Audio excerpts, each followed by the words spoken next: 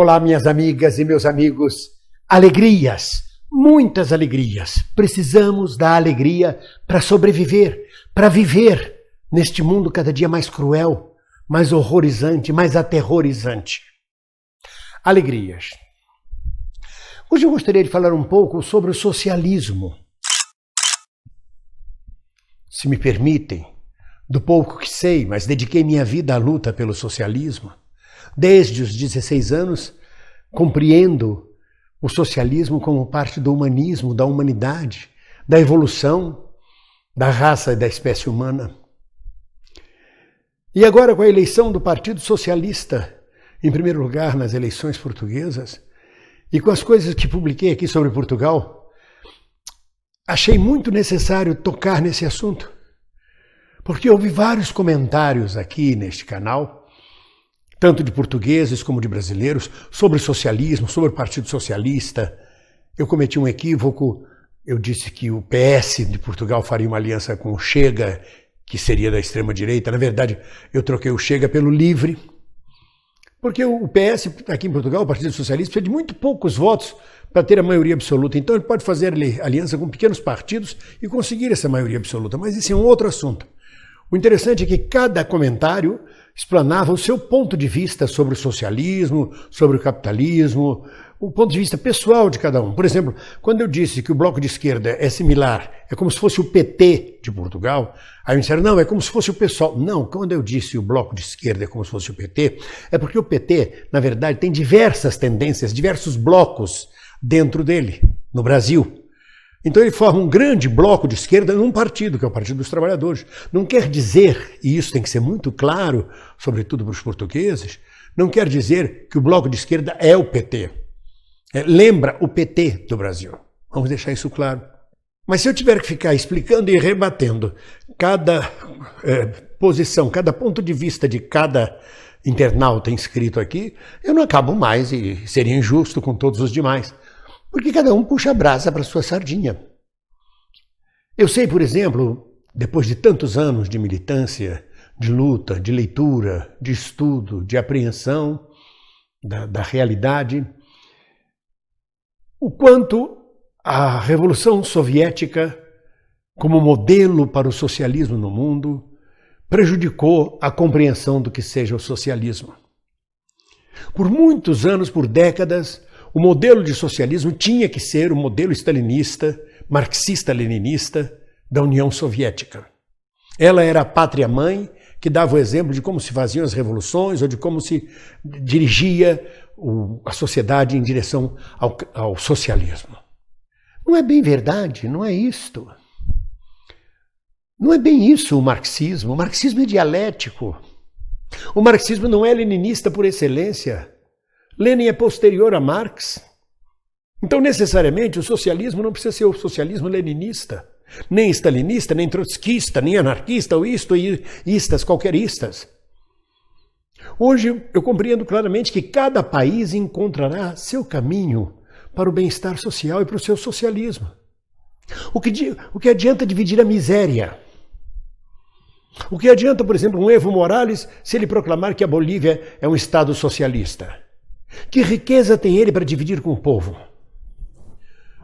Se o socialismo não for capaz de dividir riqueza e bem-estar para a população, é melhor continuar no capitalismo. Porque o socialismo tem que ser um passo adiante do capitalismo. O capitalismo trouxe benefícios gigantescos para a humanidade, desde o desenvolvimento da ciência e tecnologia, ao desenvolvimento dos direitos humanos, das relações humanas, da cultura, da arte. E se você faz uma república socialista para destruir esses valores e não tem o que antepor a isso, brincando, digo, se você não tem nenhum McDonald's para oferecer à população, acaba acontecendo o que aconteceu na União Soviética. O povo trocou o socialismo por um hambúrguer. Aliás, não me fale em hambúrguer, que eu lembro que o Dudu andou fritando hambúrguer em Washington e por isso vai ser embaixador lá. Ah, meu Deus. Hoje a compreensão que eu tenho é que cada país escolherá, com o tempo, no seu momento, o caminho para o socialismo, para a sociedade de bem-estar social, à sua maneira. O povo português, por exemplo, provou 4 anos de Partido Socialista, gostou e aprovou e quer mais 4 anos da geringonça. E quantos anos mais ele vai continuar? Desde que a geringonça ou o Partido Socialista atenda aos interesses do povo português, atenda a um bem-estar social do povo português. Há várias escalas em cada país. O que adianta proclamar socialismo em Angola ou em Moçambique com uma miséria completa? Dá no que deu. É preciso que haja uma etapa, várias etapas de crescimento da sociedade. Desenvolvimento científico, tecnológico, cultural, educacional. Senão é impossível. O socialismo é uma etapa posterior ao capitalismo. Isso é o que Marx dizia. E ele não dizia, vai ser assim a revolução. Tem que ter uma revolução. Necessariamente não é necessidade de revolução. Isso eu digo sobretudo para os coxinhas que vivem achando que socialismo é encostar os patrões na parede e fuzilar todos os proprietários, tomar todas as casas. Já disse, quem toma a sua casa, quem toma o seu apartamento é o banco, não é o comunismo. Quem fuzila as pessoas, os trabalhadores, é a polícia, é a milícia, é o tráfico, não é o comunismo nem o socialismo. Então, chegar ao socialismo é tarefa de cada povo de acordo com suas condições históricas. Por exemplo, a questão do socialismo não está posta no Brasil de hoje. A questão que está posta no Brasil de hoje é a reconquista da democracia, a reconquista dos direitos fundamentais do cidadão, a reconquista dos tesouros nacionais que estão sendo vendidos a preço de banana. Isso é o que está sendo posto hoje no Brasil. Eu posso ser socialista, pode existir um partido socialista, um partido comunista, mas a luta principal hoje no Brasil é pela democracia, pela defesa das liberdades que nós conquistamos e que estão sendo postas a perder. Como a luta principal hoje na Argentina, o que está posto não é o socialismo na Argentina, o que está posto hoje para o povo argentino é a recuperação da economia argentina. É tirar da miséria o que o neoliberalismo argentino jogou milhões na miséria. E alguns dizem assim, vejam bem, onde é que o socialismo deu certo ou não deu certo? Cada país tem sua especificidade. A China descobriu um caminho dela, muito próprio dela. Percebeu que ela não podia dividir a miséria com 1,5 bilhão de chineses, que era preciso desenvolver o capitalismo na China, que era preciso desenvolver o capitalismo para criar uma classe trabalhadora que vai dirigir a China. Se você não tem classe trabalhadora, se você não tem indústria, se você não tem nada no país, você vai dividir o quê de riqueza? O povo vai receber o quê? Mais miséria ainda. A compreensão de que não é necessário você apropriar-se de toda a propriedade para construir o socialismo é um avanço na compreensão da humanidade rumo ao socialismo. Na China existe propriedade privada, existe a capacidade do empreendedorismo individual, existem ricos, milionários e trabalhadores.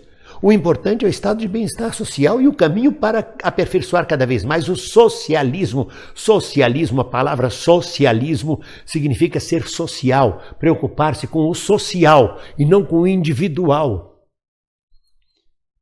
E a história é bem longa. Os tempos históricos são mais longos do que a nossa vida. Na maioria das vezes, a maioria das pessoas são precipitadas, nós somos imediatistas, queremos o socialismo amanhã, queremos a revolução nas portas. Não é bem assim, não. Quando surgiu o mercantilismo, e depois dele veio o capitalismo, ele conviveu ainda durante séculos com as relações feudais da Europa medieval. Essas duas relações econômicas continuaram a existir. Como na China hoje, continua a existir. Há o socialismo e ainda há o capitalismo que precisa, que é necessário. Essa compreensão soviética de destruir tudo, de fuzilar tudo, era próprio da revolução da época, da Rússia da época, e causou um mal profundo, porque ela exportou aquilo como se fosse a revolução geral para o mundo inteiro. Os grevistas de 1917, 1919, no Rio de Janeiro e São Paulo, os anarquistas, achavam que com a Revolução Soviética, no dia seguinte, no ano seguinte, o mundo inteiro seria socialista, que era facílimo de entender a Revolução Socialista. Que socialismo? O socialismo pressupõe progresso, ciência, tecnologia, avanço, cultura, para um salto de qualidade da população. Se você não tem isso, como é que você vai fazer socialismo em qual país? Por favor, você tem que lutar por bem-estar social. Então tem vários níveis de luta no mundo hoje em dia, nos países. Você tem que lutar para recuperar a democracia em vários países no mundo. O socialismo não está posto na ordem do dia nessas democracias, nesses países que estão perdendo ou que perderam sua democracia. A luta lá é por democracia. Há países em que a luta é pela manutenção das conquistas sociais, como o caso de Portugal, que agora vai mais 4 anos de um governo de geringonça, é lutar para que não se percam os benefícios sociais que foram conquistados, porque se deixar a direita, os gananciosos, os capitalistas, no seu desespero de lucro e de ganância, vão tomar de volta. Então é lutar em Portugal para manter as conquistas sociais, o que se conquistou, e ganhar mais ainda. Não está na ordem do dia o socialismo, embora o país seja governado agora por um partido socialista. Mas em Cuba, na Coreia, no Vietnã, trata-se de fundamentar o regime que está lá imposto historicamente pela história dos povos. A história do Vietnã é riquíssima na luta contra o imperialismo e contra o capitalismo, completamente diferente da história cubana. Mas trata-se de lutar em solidariedade a eles para não serem destruídos pela onda, pela avalanche imperialista e fascista. Já a China é outro processo que tem que ser defendido, estudado, compreendido como um fenômeno dentro do mundo socialista. Não há uma receita socialista única. Não há quem seja o dono da verdade absoluta sobre a condução histórica dos povos. A luta histórica dos povos se dá de acordo com as condições de cada país, no momento certo de cada país. E convivem em relações anacrônicas dentro do mesmo sistema. É possível conviver senhores feudais com mercantis, como é possível conviver Estado socialista com propriedade privada. São séculos. O capitalismo levou pelo menos 300 anos para se impor sobre o feudalismo. E nós queremos resolver tudo em um mês. Então, sobretudo para os coxinhas portugueses, eu descobri que tem coxinha em Portugal. Não é coxinha brasileira, não, coxinha português. E sobretudo para os coxinhas brasileiros, o socialismo não é esse bicho-papão. Ele é uma verdade histórica que vai acontecendo naturalmente de acordo com cada país, com a Suécia, a Dinamarca, a Noruega, de acordo com cada país, como ele constrói o socialismo. O que não pode é dividir a miséria. O socialismo tem que dividir a riqueza, cada vez mais riqueza para o povo. Eu, pessoalmente, sempre brinquei dizendo que Lenin estava errado quando dizia que os czares, a nobreza russa, passava muito bem e eles iam ter que trabalhar como povo. Não, o que ele tinha que dizer ao povo é que o povo ia ganhar tanto quanto a nobreza russa, para o povo ficar satisfeito com aquele sistema, com aquele regime, e não dividir a miséria, que deu no que deu. É um momento disso dar uma grande discussão teórica. Eu apenas estou colocando na ordem do dia para, sobretudo, os coxinhas portugueses e brasileiros assustados com o socialismo, com o comunismo, que veem bicho-papão em todo lugar. Não é nada disso. Cada país tem seu momento histórico. E a luta no Brasil, hoje mais do que nunca, é pela democracia, pela defesa dos valores democráticos que estão nos sendo tirados. É para que se faça justiça a Lula e a todos os demais presos e processados politicamente por uma perseguição de um regime proto-fascista que está sendo instalado no Brasil. Não tem a ver com socialismo, mesmo que os socialistas estejam à frente dessa luta. É isso que eu quero explicar, é isso que eu quero falar hoje. Se trata de compreender como é que se dá a luta social, a história social de cada país no seu momento e no seu tempo histórico. Digamos, hipoteticamente, que Portugal, por 40 anos, eleja sucessivamente governos socialistas e governos de esquerda, com uma política de bem-estar social. Isso é praticamente uma revolução sem armas, sem fuzilamentos, com o Estado capitalista convivendo com um Estado de bem-estar social que controla as finanças, que controla a produção, que controla a economia, que organiza a economia, sem necessidade de você destruir fábricas, agricultura e tudo que foi conquistado dentro do progresso do capitalismo. Porque o capitalismo é um progresso a ser conquistado, sobretudo pelos países subdesenvolvidos. O desenvolvimento nacional do Brasil é importantíssimo que aconteça. Que a gente tenha boas indústrias, bom comércio, bons serviços, boas estradas, boas ferrovias, bons portos, boas exportações, para que a gente possa dividir a riqueza. Agora, o que não pode é, em nome de uma ganância total, acumular o pouco de riqueza que tem na mão de 1% do povo e o resto que se lasque e que se dane, que é o que está acontecendo hoje no Brasil. Então é essa a minha mensagem de hoje para vocês. Eu sei que isso é uma discussão teórica, deixa aberto vários flancos para discussão, e é importante, esse canal serve sobre tudo isso para provocar, para provocações, para que as pessoas possam discutir e se colocar. Um abraço para todos.